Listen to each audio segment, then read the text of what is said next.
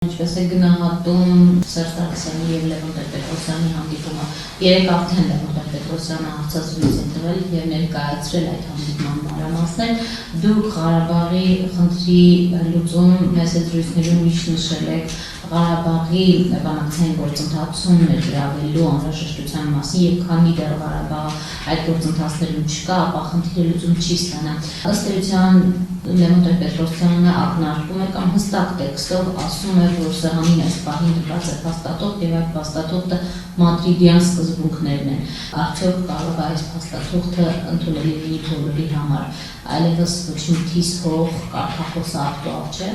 Բաժանենք հարցը երկու մասի։ Հանդիպումը։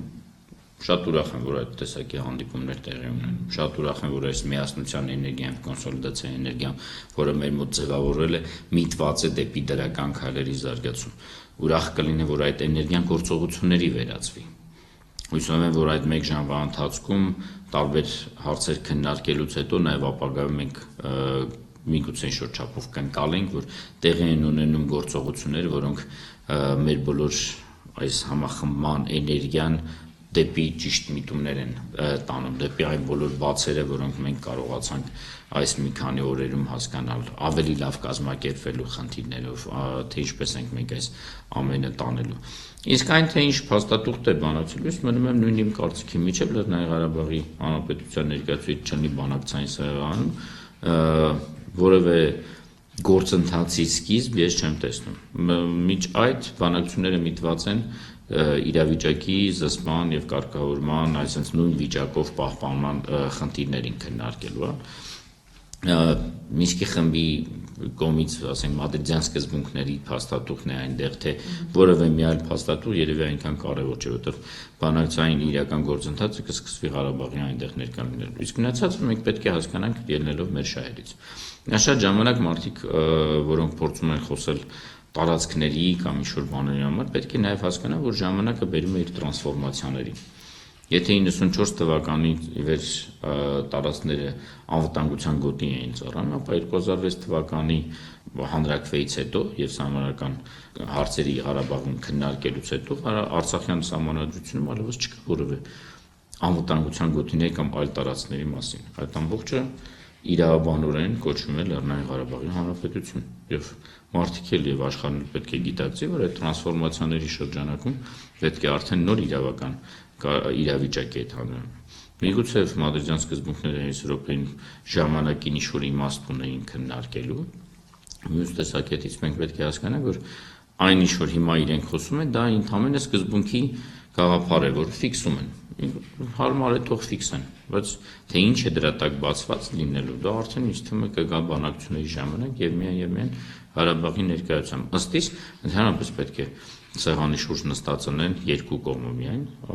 Լեռնային Ղարաբաղի Հանրապետությունը և Ադրբեջանի Հանրապետությունը։ Հայաստանը մշտապես եղել է կոնֆլիկտի ներգրավված, բայց ամենամեծ դերակատարումը կամ իր առաքելությունը եղել է արցախյան հասարակության և անբնակչության անվտանգության ապահովումը և ինքը այդ իմաստով իր պարտավորությունը փորձել է կատարել կամ փորձում է կատարել և պատճ է ստացվում։ Այնպես որ հուսով եմ, որ այդ ոճով էլ կգնա։ Եթե բանակցություններին վաղը նույնիսկ այլ թեմաներ դրած լինեն, չէ՞, որ մենք ունեցել ենք ոչ միայն այս փաստաթուղթը, տարբեր փաստաթղթեր, փուլային տարբերակ, համապարփակ տարբերակ, ինչ-որ ես հասկացա հիմա է դա դրած, բայց նրանք էլ են չէ եղել։ Իսկ ինչ է դա նշանակում։ Եղել են։ Ինչի մասին մենք խոսացինք։ Ասածը սենց դա է, որ ունեցել ենք այլ թղթեր դրված, որոնք եղել են։ Հիմա իսկով ասել, որ վաղը երբ որ երեքով նստեն խոսալու, մադրիդյան սկզբունքները նույն ձևի չի դառնալու եղած,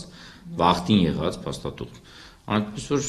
որևէ մի բան այսօրվա կանխատեսել կամ ասել չեմ պատրաստվում, որտեղ ըստ օրենքի դիվանագիտությունը հենց ոնց են ասում, հնարավորինին արվեստն է և դուք պետք է հասկանաս, թե ինչպես ես դու գնում։ Այդ ժամանակ, այդ րոպեին միգուցե դա է եղել, բայց տրանսֆորմացիա է գնում, ժամանակ է գնում։ Ինչի մասին ասեցի, ժամանակին 94-ին մենք այլ մոտեցմամբ էինք սկսում, բայց 2006 թվականի Լեռնային Ղարաբաղի հանրաքվեից հետո կրկին արդեն այլ իրավական իրականություն ունենք։ Այնպես որ կարող է 15 տարի հետո այլը լինի, 50 տարի դուր լիակատար այլ լինի։ Ի վերջո, եթե նայենք պատմական տեսակետից, ինձ թվում է այս մի քանի օրերը բավականին էին աշխարհում շատ ու շատ անկյուններում ներկայացնելու Ղարաբաղյան հիմնախնդրի մի քանի պատմական դրվագներ եւ որևէ մեկի մոտ այլևս կասկած չի առաջացնում, թե որն է եղել սկիզբը այս վերջի փուլի, Ստալինի որոշումը 1921 թվականից։ Եթե նույնիսկ հաշվարկենք մինչև 88 թիվ, ապա մոտ 75 տարվա պատմություն է եղել, որով Ադրբեջանը կարողանում է աշխարհին ներկայացնել, որ դա իր տարածքի մեջ եղել։ Մինչև այդ նույնիսկ ազգերի լիգան չէր ընդունում, որ Ադրբեջանը ոչ Հայաստանը այդ տարածքային խնդիրներից ելնելով։ Այսօրվա դրությամբ, եթե 75 տարի հետո անցնի, ինչ են ասելու պատմական հավասարակշռության մեջ։ Այսօր պետք չի որևէ մի բանի չտապել, նայել, պետք է համախմբվել։ Կարևորը այստեղ այս տեսակի հանդիպումներում համարում է, որ այդ կուտակված էներգիան, որը մենք հիմա ասած դրական ձևով կարողացանք ամփոփել եւ բերել մեր կոնսոլիդացիայով, միտված լինի այն ճիշտ գործողություններին, որը թույլ կտա Հայաստանի տնտեսության զարգացմանը, Հայաստանի ռազմական ուժերի արդիականացմանը, հզորացմանը, նոր մոտեցումների, մեր հանրային ընդհանուր նվիրվածության աշխատանքների մեջ տանել։ Հիմա գալիս է ժամանակը այստեղ կհամաձայնեմ Լևոն Տեր-Պետրոսյանի հետ, այն իմաստով, որ ոչ թե մեղադրանքների, այլ աշխատելու։ Հասկանում եմ, որ կարող ենք մեր աշխատանքների մեջ պետք է նախկին սխալները ուղղելով աշխատենք։ Բայց միգուցե դա պետք է այդ նոր մոտեցման անել, որ ինչ գործողությունների ծրագրեր են գնալու, որ քայլ առ քայլ փոխենք իրավիճակը։ Այնուամենայնիվ, այն տեսքով, որ տեսքով այսօր կա մադրիդյան սկզբունքը, ձեզ համար ընդունելի է թե ոչ։ Երբ որ դուք ասում եք մադրիդյան սկզբունքներ, ես սկսում եմ միանգամից մի քանի տեղեկությունների խնդիր առաջացնել իմ պատկերացմամբ մեջ, թե ինչպես եմ ես գնահատելու։ Սկզբում հրապարակում էր 3 սկզբունք։ Նրանից հետո ասում էին նաև 6 ինչ-որ բաներ։ Երբ որ խոսում են տարբեր փորձագետներ, որոնք ժամանակին զբաղվել են, ասում են ընդհանուր 16 կետ է։ Եթե մենք բոլորը չգիտենք, ինչի մասին ենք մենք խոսում։ Անիմաստ տեղը հիմա զբաղվել մտավարժություններով, որոնցին դու չես տիրապետում տեղեկության իմաստով, անհասկանալի է։ Միգուցե երբ որ ասում են տարածքների շուրջ զիջում, խոսքը գնում է, ասենք, չգիտեմ, 5 մետրի մասին։ Չեմ պարա, չէ՞ ասենք։ Ի վերջո դա բանակցություններ է։ Իսկ միգուցե Ադրբեջանից էլ մի երկու նոր սարեր պետք է տրամադրեն, որ անվտանգության խնդիրը լուծվի։ Պետք է հասկանանք, որ ինչն էլ որ լինի, պետք է լինի միտված վերջնական երկար քաղաքական լուծմանը։ Իսկ այս պարագայում ես խոսում եմ իրականությունից, մտավարժությունների տեղը անելուց ես խոսում եմ իրականությունից, իսկ իրականությունը հետևյալն է։ Այն կետի վրա, որտեղ կանգնած է հայ զինվորը, դա հայկական հող է։ Մենք պետք է ամեն ինչ անենք, որ հայկական զինվորը իր կանգնած կետից որևէ տեղ չգնա։ Այստեղից հետո էլ գալիս է բոլոր մոտեցումները, որոնք կարող են սեղանի շուրջ կամ, չգիտեմ, այլ բաների համար քննարկվեն, իսկ իրականությունը միշտ կլինի։ Ադրբեջանը միշտ ասում է Ղարաբաղը չկա։ Չկա Ղարաբաղ։ Պետք չի տարբեր ասածները փորձել խառնել կամ դինել, եկեք այն ինչ որ մենք կարող ենք այսօր ամրապնդենք ու անենք, եւ որ աշխարհը դա կընդունի։ Նայեք, տեսեք նույն համանախագահների մի երկիր է Ռուսաստանը, եթե նայենք իր բարձրաստիճան եւ փորձագիտական ավելի շատ սկսել է խոսել, որ ստատուս քվոյի պահպանվելը ամենաճիշտ մոտեցումն է, որովհետեւ այլ պարագայում մենք պատերազմ ենք ունենալու։ Երբ որ միջե բոլորը խոսում են, որ ստատուս քվո պահպանելը սխալ է, Թամենը 4 օրվա պատերազմ բաներ է սկսում փոխել եւ պետք է հասկանանք, որ ամեն ինչ նաեւ մեր ձեռքերում է։ Եթե մեզ թվում է մեզանից որևէ բան կախված չի սխալ է, մեզանից է կախված։ Ոսանիչ են կանում սահմանի կամ վրանցայի զինվորի համար ունենք այսօր։ Իշխանությունը այսօրերին կարծես թե գիտակցում է այսպես կոչված մեղքի բաժին։ Օրինակ Վարդան Բաղդասարյանը մեզ զրույցում ասում էր, որ մենք այսինքն ավելի էժան կոստյում պիտի հագնենք եւ պետք է այդ միջոցները ուղղեն այսօր բանակը զինելուն ըստ ձեզ կա այսօր այդ քաղաքական կամքը։ Իսկ թվում է դերևէ ոնց ասում են գիտակցությունը կա խոսքի մեջ մենք տեսնում ենք առաջին նշումները ես արդեն 4-րդ անգամ պետք է կրկնվեմ մենք պետք է դա գործողությունների վերածենք խոսքը միջև գործի չվերածվի մենք իսկապես չտեսնենք որ այ մի նոր սպառազինություն գնվեց եւ դրա պատճառով ասենք մեքենաների չգիտեմ շքեղությունը մի քիչ նվազեց բայց որը մենք կընդունենք այլ որ մենք չհասկանանք որ ասենք ոչ թե չհասկանանք այլ գործողությամբ չտեսնենք որ իսկապես այնտեղ ապահովությունը գնացել է այլ խնդրի։ Եվ դա պետք է լինի համազգային բանում։ Հասկանում եք, միայն եւ միայն ասելով հիմա 1 կամ 2 մարդու իմաստով ոչ, դա պետք է համակարգային փոփոխություն տեղի ունեցա եւ համակարգը սկսի աշխատել գործողությամբ։ Դուք հիմա ինձ ասում եք հավատում եմ թե ոչ, եկեք հավատքը տեսնեմ աշխատանքով։ Հիմա առաջի օրն է անցել, խոսք են ասել։ Այսօրվա դրությամբ տեսնում ենք, որ արդեն օրինակ նույն Արցախյան իշխանությունները ասում են խնդրում եմ ալևս օրինակ, չգիտեմ, սնունդ մի ուղարկեք այլ երևույթներ, հա, ինչը նշանակում է գործով ապացուցվել է, որ սննդի խնդիրը եթե նույնիսկ եղել է, այլևս չկա, ապահովեն տեղ են ասում։ Ըստ իս լավագույնս կլիներ, եթե այսօրվա դրությամբ քնապարկեր լինեին այնտեղ, չգիտեմ, զինվորների պաշտպանության համար նույն անձրևանոցները լինեին։ Եթե չեմ սխալվում, Արցախի կարի ֆաբրիկան հասարակ ցլաֆան էր առել եւ ցլաֆաներից անձրևային այդ բաներն էր հարկնում զինվորների համար պաշտպանության։ Ուղղակի զարմանքս էր գալիս։ Մենք խոսում էինք, sense ինչ-որ բարձր ասում էինք, հայ լեհական ռազմական գործարան կա, որը պետք է, չգիտեմ, այդ գախնա սետկաներից պատրաստեր կամ չգիտեմ, պալատկաներ անեին, որ զինվորները քննելու տեղ ունենային։